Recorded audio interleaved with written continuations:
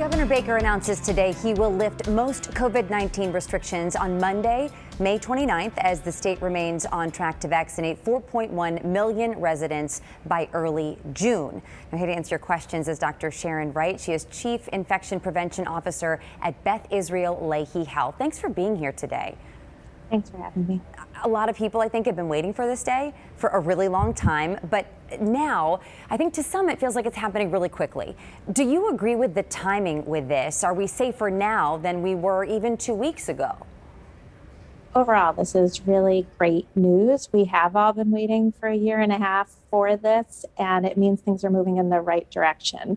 And I do think that we are safer now than we were 2 weeks ago, because every day that goes by is another opportunity for people to get vaccinated. And so as the weeks go by, we have more and more safety from that. And I think we all need to remember that people who are vaccinated are less likely to get COVID. They're less likely to transmit it. And if they do get it, they're less likely to have severe illness or need to be hospitalized. There are still some situations where we need to still have masking. And that's for certain people. So people who have not yet been vaccinated, either because they can't get vaccinated, so kids who are under 12 or people who aren't fully vaccinated yet. And then there's the people who are still have compromised immune systems and should mask even though they are vaccinated. So I think we all need to really start trusting each other to do the right thing, keep our masks on. If we have symptoms, get tested, and just remember what we've learned in the last year and a half, but start to get out there. So we're getting a lot of questions from viewers, and I want to get to a couple of these if we can. This is from Greg. He says, I got the J&J vaccine, but want the more effective Moderna or Pfizer.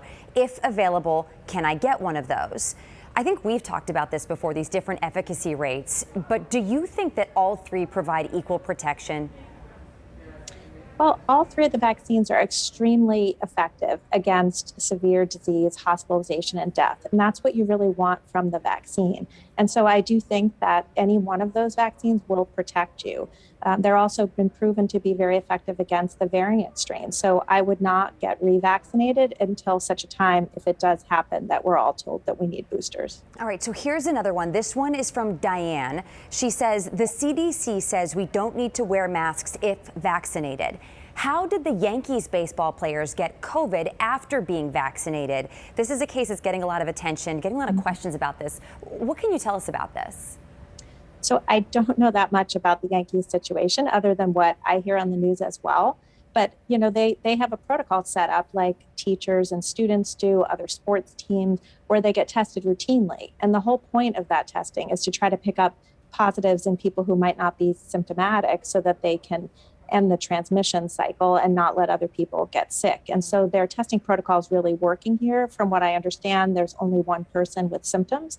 And so that also shows that their vaccines are working really well, because even if symptoms develop, it sounds like they're very mild. All right, Dr. Wright, thank you for your insight. We truly appreciate it, especially on a day like today. Thank you so much.